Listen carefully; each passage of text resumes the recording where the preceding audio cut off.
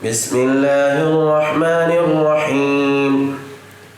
ويسألونك عن المحيض قل هو أذى فاعتزلوا النساء في المحيض ولا تقربوهن حتى يطهرن فإذا تطهرن فأتوهن من حيث أمركم الله إن الله يحب التوابين ويحب المتطهرين.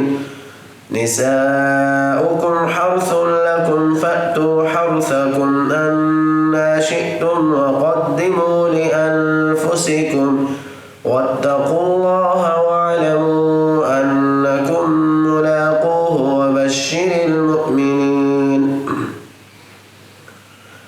ولا تجعلوا الله عرضة لأيمانكم أن تبروا وتتقوا وتصلحوا بين الناس والله سميع عليم.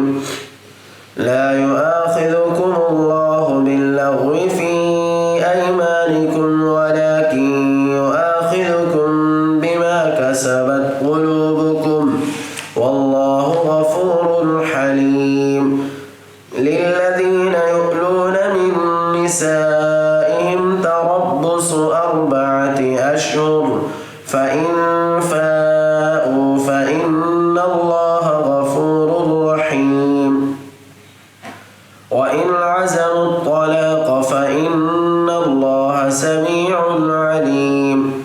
والمطلقات يتربصن بأنفسهن 3 قروء ولا يحل لهن أن يكتمن ما خلق الله في أرحامهن إن كن يؤمن بالله